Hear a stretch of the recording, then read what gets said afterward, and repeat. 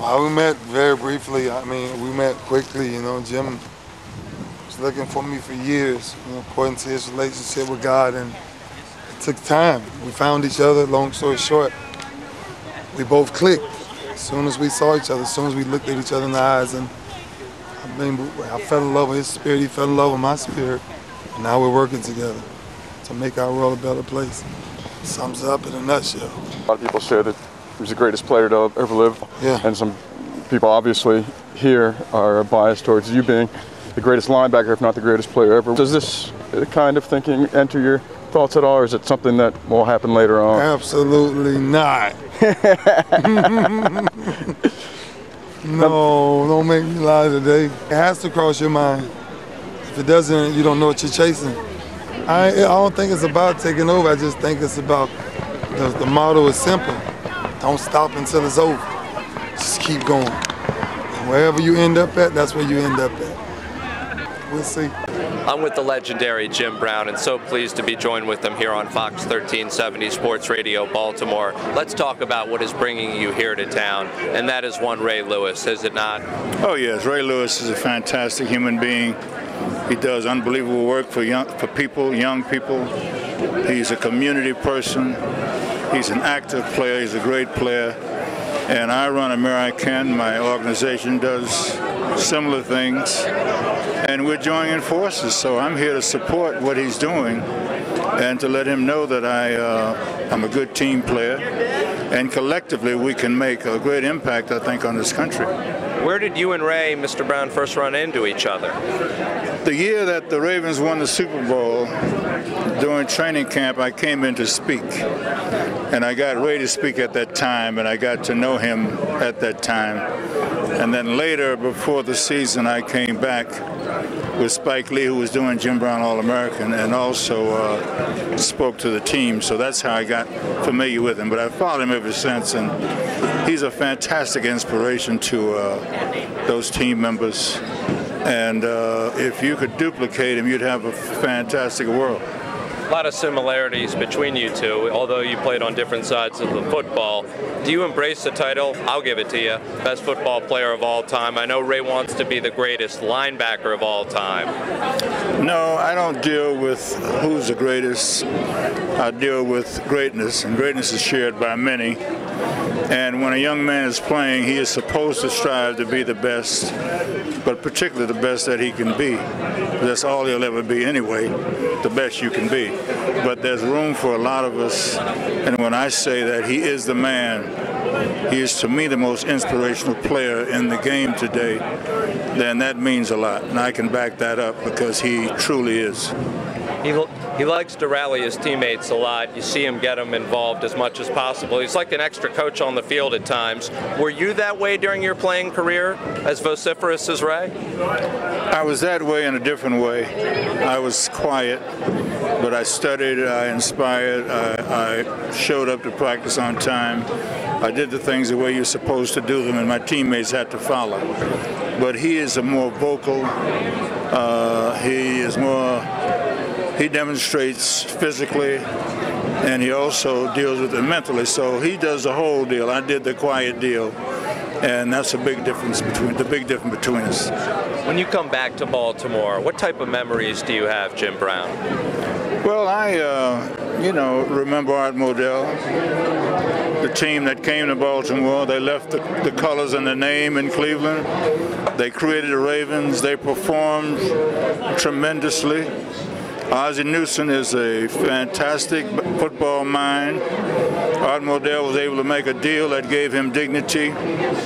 There's nothing but positivity when I think of the franchise. Unfortunately, the Colts used to be here, the great Johnny Unitas and all those players, but I think that's been worked out so that everybody now seems to be satisfied with how things are. The only thing left is to get Mr. Modell into the Hall of Fame. That's a rallying cry in Baltimore, as you may be well aware. You're absolutely right. I think there's one writer in Cleveland that's keeping him out. Regardless of what you think, he deserves to be there. He won the World Championship in '64. He won the Super Bowl in whatever year it was, and he was a great inspiration to television development. of the National Football League. And so why shouldn't he not be in the Hall of Fame? I say that he should be regardless of what the people of Cleveland think. You just don't deal with revenge or animosity to a man that have done so much for the game. How does Jim Brown spend his time these days? Well, American is my movement. We work with violence, we work with education, we do it on an international level, and I play golf. That's my therapy. But anywhere that I can make a change in the lives of people, I do. But when I say American is a movement, it is a concentrated effort to use other organizations collectively to make an impact on the direction of violence and education in this country. It was great to see you out at the draft with the commissioner. What do you think of the job that he is doing laying down the law in the NFL these days? I think he's doing a tremendous job. It's a difficult job. It's a job that makes him a dictator, but I think that he takes it well. He's a benevolent dictator in my mind, and he's doing everything he can do to reach out to get the knowledge of all of us who can make a contribution to his situation, and you can't ask for too much more than that. 32 owners, a lot of young millionaires, and you got to get in between that. That's not very, it's very difficult, I should say. You know, we're talking about Ray here, and he certainly is not in this category, but to me there are a lot of athletes out there that feel entitlement. You may say it about a LeBron James or Tiger Woods, that they're given this sort of special treatment because of who they are or what they've done. Do you sort of see it that way? Well, America is a very interesting country. You know, it's a capitalist country. You know, we say democracy and then we say capitalism, and we fall in love with physical exploits, but we truly honor the mental exploits. And so I think that it's overblown the way that we treat our athletes and entertainers. That element of our society is not that important. But on the other hand, if someone works hard, then they deserve to get whatever they can get. And in the capitalistic society, you know, as long as you don't do it illegally, you can walk over dead bodies to become the richest man in the world. I don't agree with that. I think we should all put back. And I think that that's what makes this country great, because some people defy the greed of self and really make great sacrifice to put back so that other people that's not as fortunate can benefit, you know, from this democratic society that we live in. Is it a parent's responsibility to be a role model and not athletes? Well, role model is a misconception. A goal model is better. I think we all can be a goal in some particular area of our lives, and some people can follow that. I think human beings under God deserve to help someone other than themselves. But if you can't help anyone else, at least be a citizen that can help yourself and do the things you're supposed to do. But in my legacy, I want it to be known that most of what I do is for others. I've been fortunate. There's nothing that I need other than the love of my friends.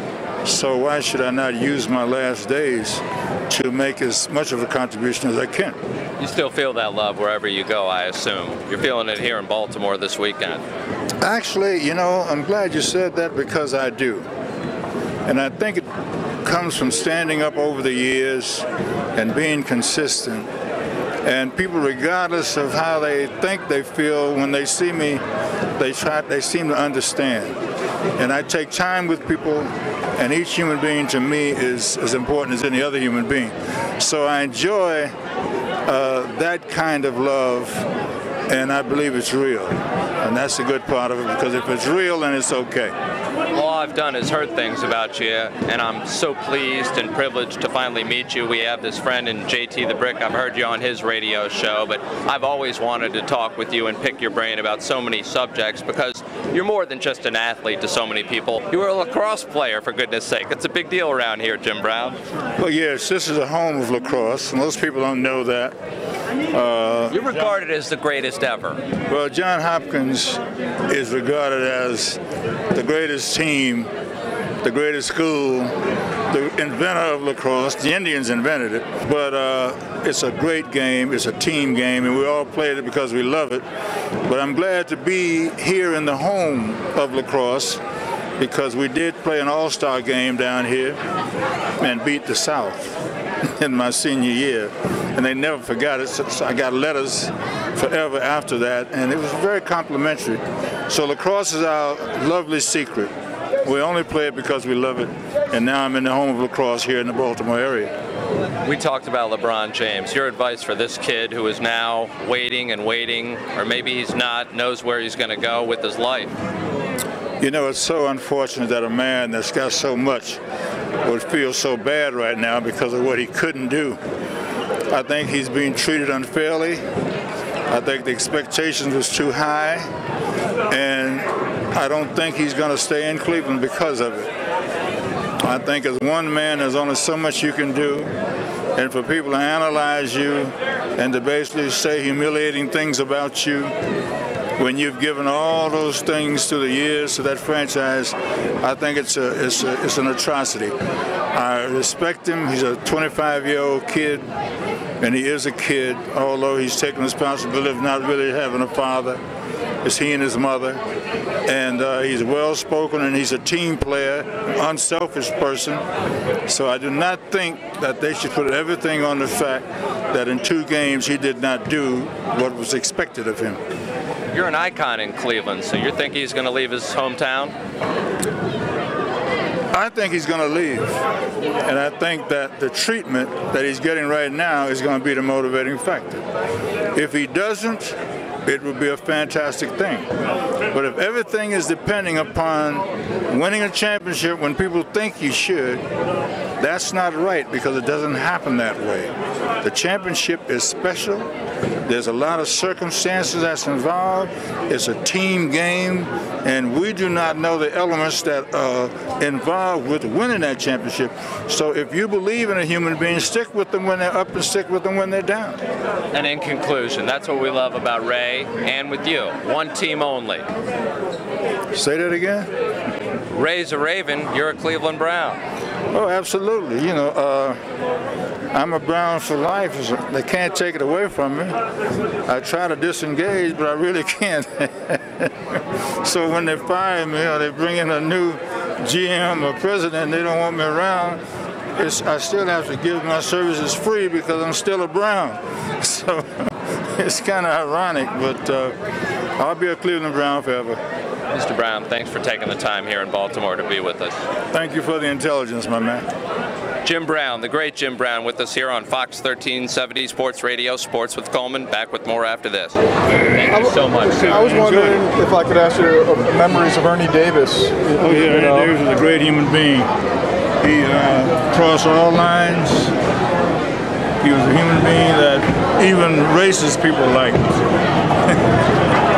Great athlete, great student, tragic disease. Went out like a champion, said goodbye to me. I was his dear friend, and I have nothing but admiration for him. Syracuse grad, great human being. There's somebody, in terms of the pressure that was put upon them to live up to your legacy. Yep, he did it.